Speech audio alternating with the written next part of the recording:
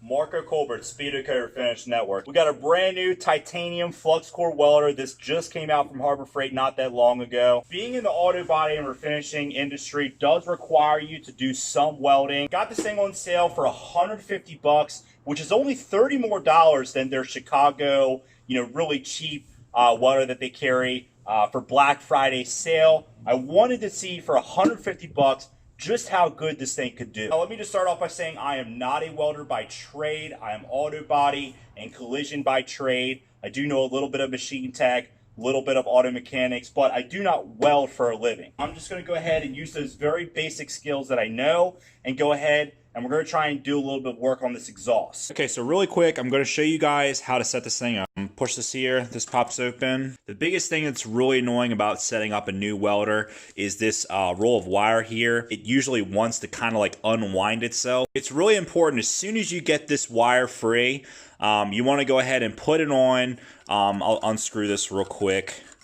So this little spring right here, and then this little tightening knob, it actually keeps the roll from actually wanting to unwind. You can see if I let it go for a second, it wants to just unwind like that. And get that roll, the spool new wire on there, screw this thing on, and voila, it doesn't want to move. Step 2, you're going to want to go ahead and remove this screw, right?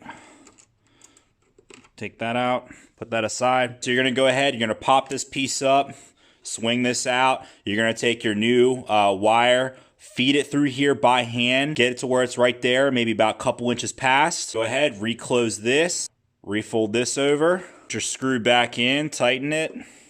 Once you've done all that, you're going to go ahead, turn your wire speed up to fast, and you're going to pull that trigger. Keep an eye on your roll, make sure the wire's coming through, and then just keep that trigger down until you see wire coming out of the tip, trim any excess, and you're ready to rock. Inside the box, it gives you a general guideline on how to set up your welder for what thickness metal you're welding. Obviously, this is just a general guideline. Everybody's going to have their preferences and their little tricks on how they set this thing up for personal use. Now, I play with this thing a little bit off camera. That is the first weld I've done in probably 2 or 3 years. I haven't touched a welder in a long time, so bear with me. This is the second set I did. A little bit better, still not clean. Still is not something that is going to go to SEMA. Now, let's go to this weld down here. Now, you notice not a lot of splatter here, not a lot of splatter here. I'm not a welder by trade, but one thing I do know with flux core welders, little trick an old timer taught me back in the day, chassis grease. Take a little bit of your universal chassis grease, rub it on that side of the weld, rub it on that side of the weld, and look at the difference. Look at that side, and then look at this side and this side. Way cleaner, way less cleanup to do.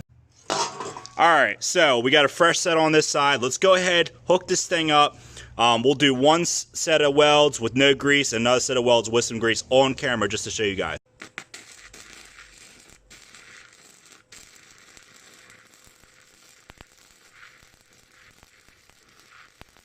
All right, so there's the first one, not picture perfect. Let's go ahead and rub a little bit of grease down here, and let's see what we can do on the next one.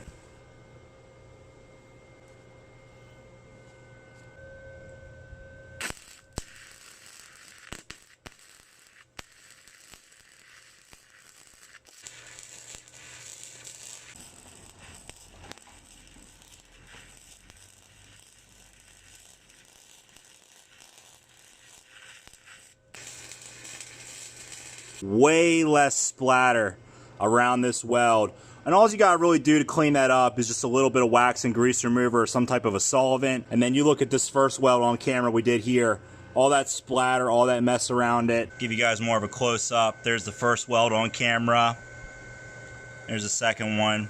Still not perfect, guys. Like I said, I haven't touched a welder in a couple years, but that is a complete weld. Nice penetration, don't see any holes.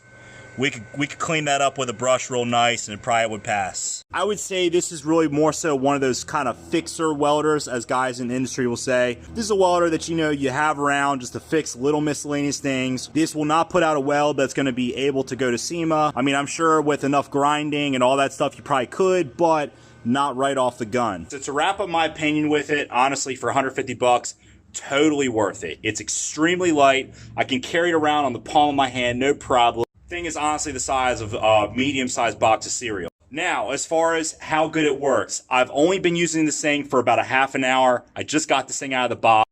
If I played with it a little bit more, I could probably get some way cleaner welds out of it. I think the last one we did on camera was decent with the grease on it. That one came out, that was almost good. My final conclusion, if you can get this thing on sale for 150 bucks, like a Black Friday sale, like an Easter sale, or some other kind of bullshit sale, buy it.